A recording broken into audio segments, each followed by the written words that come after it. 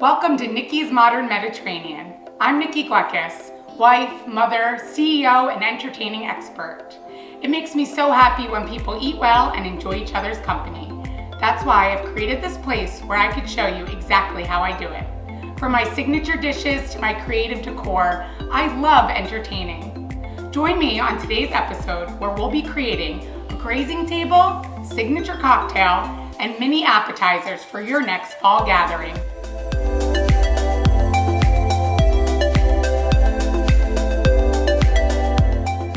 People always ask me when they're hosting a party at home what to do for the bar.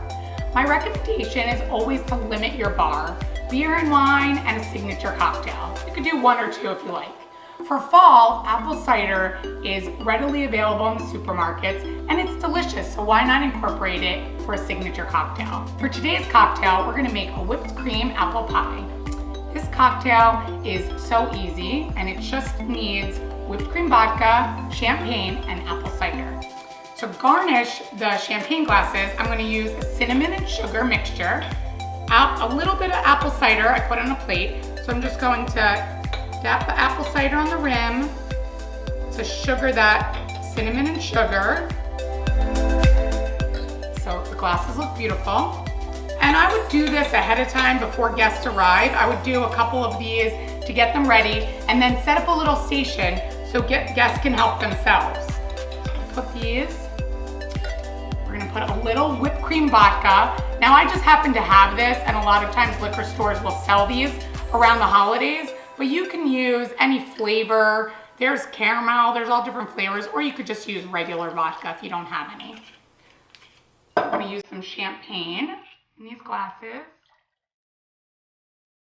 About halfway full, and then I'm gonna top it off with the apple cider. And then you can have the apple cider on the side for the children, and they can just have some apple cider by itself. So. Look at that. Beautiful fall color. It matches our decor and it tastes delicious.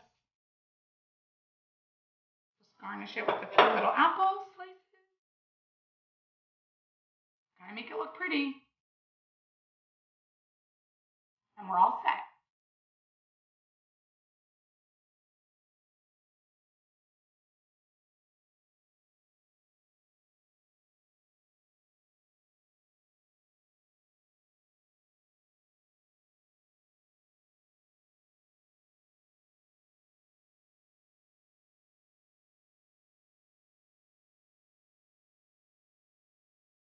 I never let anything go to waste.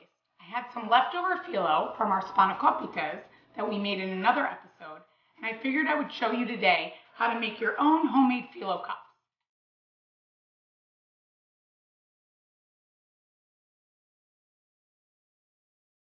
You can easily buy these at the supermarket ready-made, but they're really easy to make as well.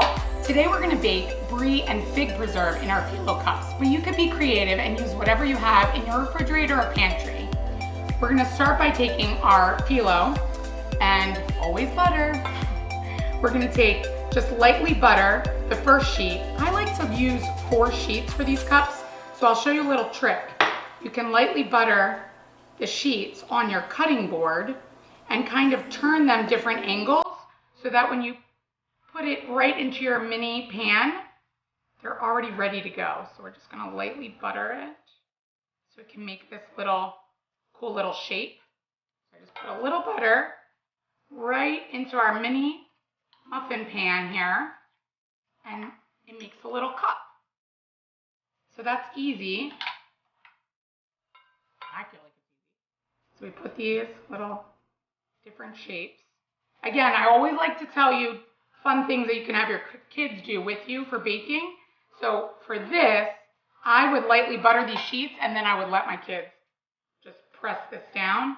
It's an easy task, not too messy, and then they feel that they get the help. Now that we've made our little phyllo cups, we're just going to take some really small bite-sized pieces of Brie and just put them right into the cup.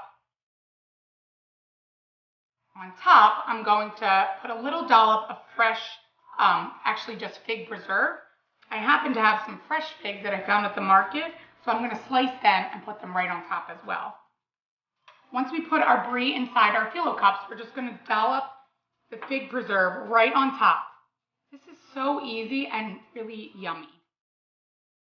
This is all set to go in the oven, but I happen to have some fresh figs that I bought for our grazing table. So I'm gonna slice a little bit on top of each one so that it makes it look beautiful and adds to the fig flavor.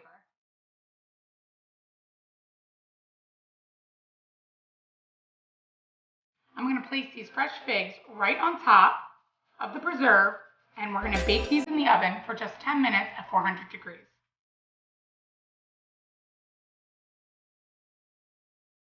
Now that our brie and fig bites are ready, I'm going to bake a few spanakopita and get ready to set up our grazing table.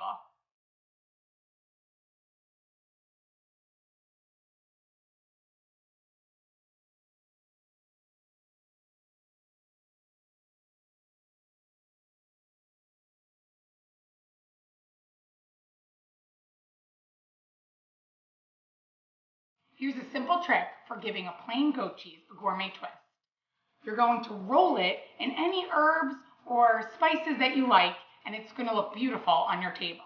I have here some chopped parsley, some chopped dried cranberries. I'm going to mix that together, and I'm going to do a little orange zest for color. And we're just going to roll the goat cheese in this mixture and put it right on our grazing table. You can really be creative with this. Some people do salt and pepper. You could do red pepper flakes, thyme, rosemary, do whatever you have in your pantry or your refrigerator. And then roll our goat cheese log right in that. It's going to look like you bought this at a gourmet cheese shop.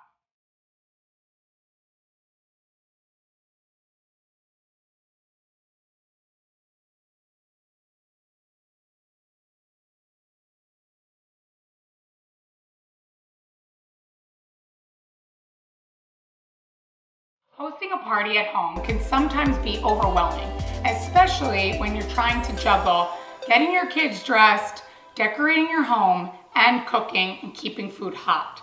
I suggest setting up a grazing table that you can prepare ahead of time about an hour before your guests arrive, using meats, cheeses, being really creative. You can use sweets. You can do some of our brie and fig bites that we just made, spanakoppitas, add some dips. Make the table fun, interactive for your guests, and adds a decor element in your space for a focal point.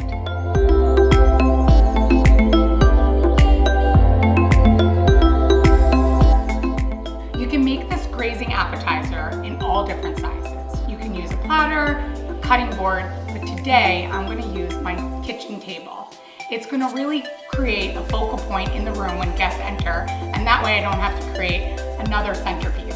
I'm going to use this butcher block paper right on my kitchen table. That way I don't dirty platters, and I can write on this paper to let guests know what meats and cheeses I selected. Let's get started. To set up our grazing table, we start with covering our table with butcher block paper. Set out your vessels filled with dips, preserve, honey, and olives, as well as our larger decor elements. For fall, I'm using pumpkins. Set out your cheeses. You can select whatever cheeses you and your family enjoy. I suggest having a mix of hard and soft cheeses. Set out your crackers, pita, and for height, display your breadsticks in small vases. Add your cured meats, again using any variety you and your family enjoy.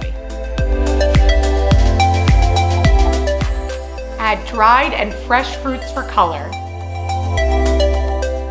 Add your sweet elements. Here I use chocolate-covered pretzels, my favorite. Add your baked goods. Here we're adding spanakopita and our brie and fig bites. To garnish, tuck in your greens around your display, leaving plenty of room for you to write the names of your meats and cheeses. Last, add any finishing touches with rosemary, balsamic reduction, serving utensils, plates, and napkins.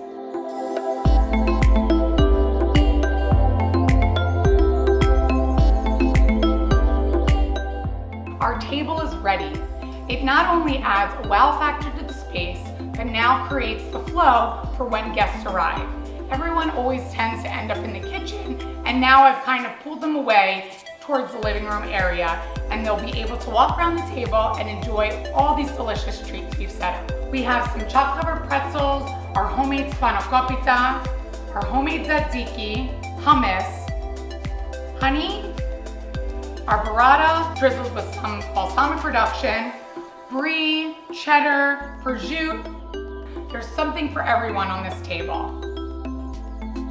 You could set this up about an hour before your guests arrive, and then that gives you enough time to go get dressed, get your kids dressed, and enjoy the party.